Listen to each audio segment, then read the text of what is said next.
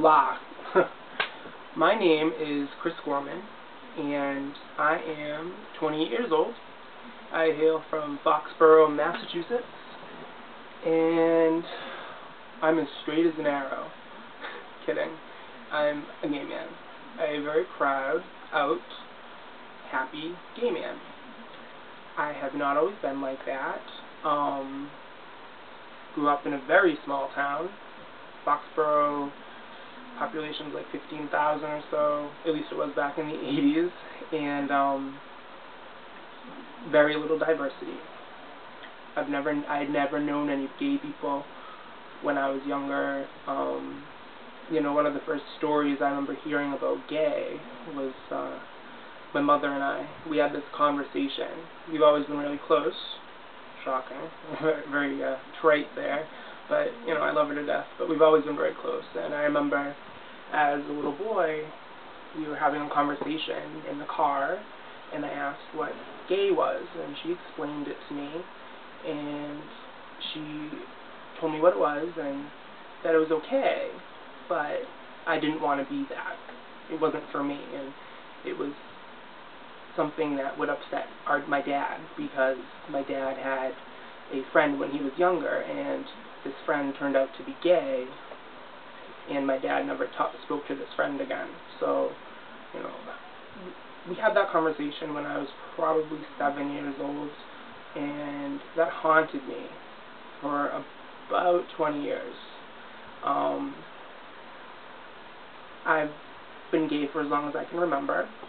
I played with My Little Ponies, and, you know, I would get in trouble for playing with my sister's Barbies, and teachers would write letters to my mom with concerns that I was playing with only girls at recess, and, you know, my mom would be crying, and I was forced to play with boys, too, even though the only boys that would play with me, you know, I just really wasn't interested in hanging out with them. You know, I wanted to run around and play the Little Mermaid with all the girls at recess, but, you know, that's how I got my name, Chris Girly Gorman, in the 2nd grade.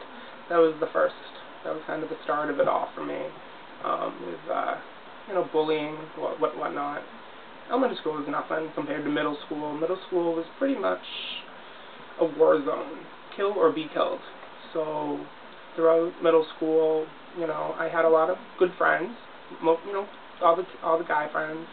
You know, I had a little girlfriend at one point. I did everything I could to kind of cover up what I really was. You know, I actually, you know, targeted another gay kid who was clearly gayer than I was, and that is saying quite a bit. And, you know, I'm not proud of that, but I did anything I could to deflect the attention on myself.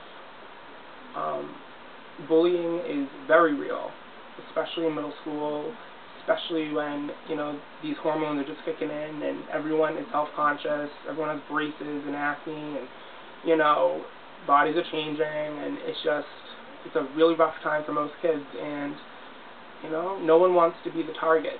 So a lot of times they'll, you know, hit the bottom of the totem pole, and I happened to be that bottom. I was there.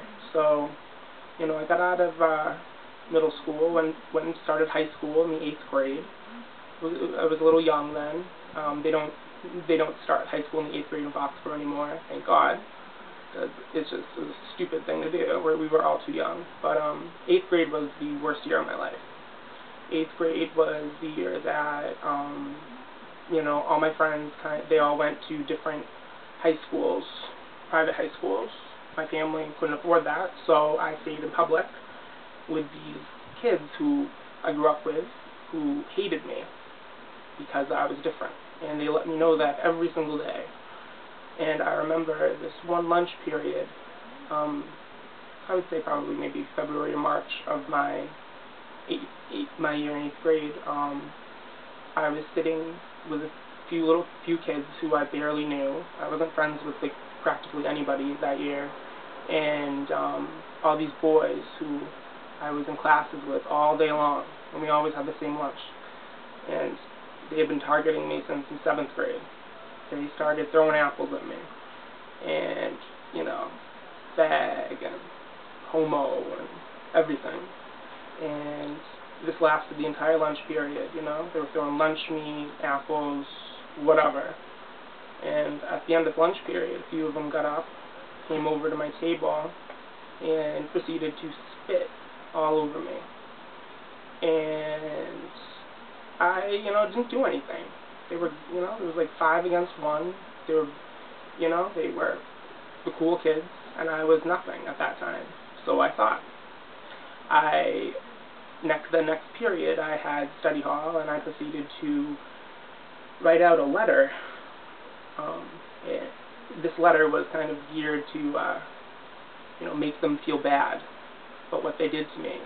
This letter was kind of like, you're going to be sorry when I'm gone, because later that day, I had every intention of going home and ending my life. 13 years old, ending my life. I got home from school. Both of my parents worked. My little sister was in, I think, 3rd grade at the time, so she didn't get off the bus until 3:30. I had about a half an hour, 45 minutes to kill, and I stood in my kitchen with a butcher knife, and I held it to my wrist, and I came really close to, slitting my wrist, and I really wanted to die at that point. Thank God I didn't do that.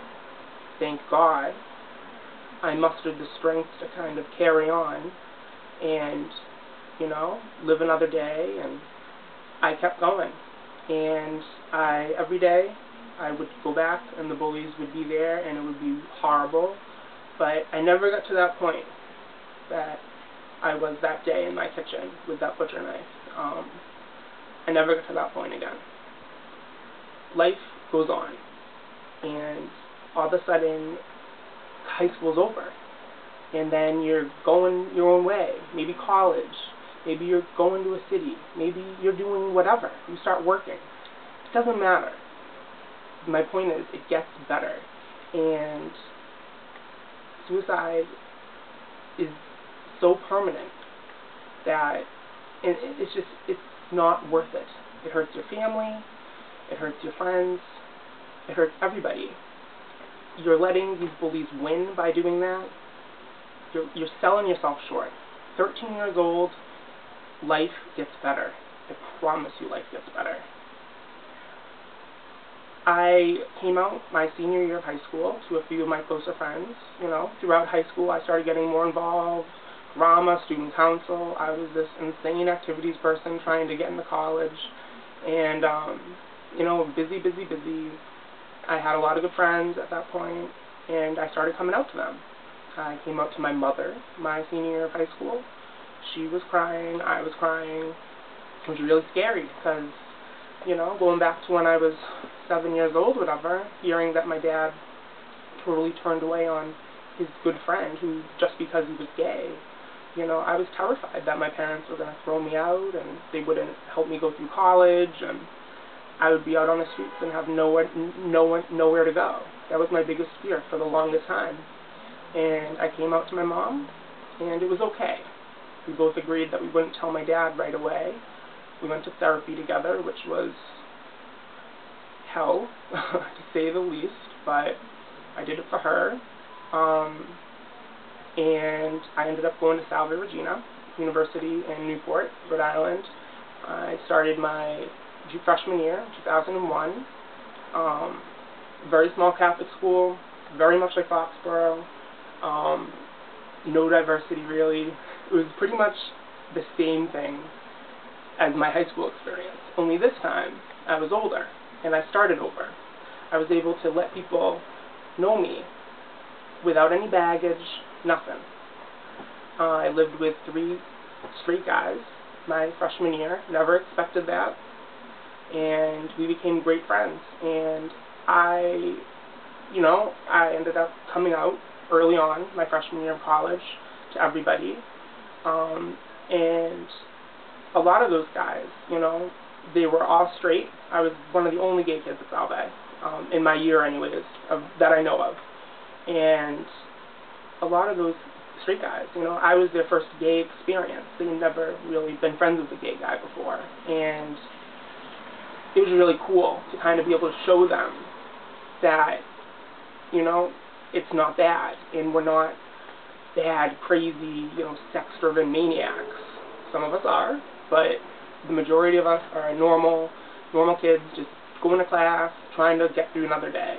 And I have lasting bonds with those guys. I'll never forget them. We ended up rooming together again our sophomore year, and that was by choice this time. And they'd always had my back, and college was the greatest experience ever, you know. I made incredible friends, friends with a lot of straight guys. It was just, it was really nice. And I would have missed out on all that had I given in back when I was 13. So, you know, my message is basically, it gets better. Don't ever give up. Don't ever let yourself feel like you're worthless, because no one's worthless. Everybody has something to give and something to offer, and everyone is beautiful in their own way. Don't ever let people dictate the course of your life, because you have it. It's you. We have one shot in this world, and you go with it. You want to be a performer on Broadway, you make it happen. You go to New York. If your situation is horrible, get the fuck out of that town as soon as you can. Just know there's a light at the end of the tunnel. I have amazing gay friends. I have amazing straight friends. I have a supportive family. I've had, you know, I've loved guys and been loved back. I'm currently single right now, but it's life, and it's incredible. Don't sell yourself short, and don't let them win. That's my message. Don't let them win. I have a quote I'm going to end this with right now, because I think I've gone a little bit longer than I wanted to. Like I said, I've never done anything like this before, so I really appreciate everyone's time. Just, you know, thanks for listening. The quote's from the Beatles, and I've kind of always carried it along with me, you know? So, basically, in the end, the love you take is equal to the love you make. It's true. You give love, you're going to get love in return. Fuck the bullies. It gets better. Peace out. Go Pats. Go Sox. Thanks a lot.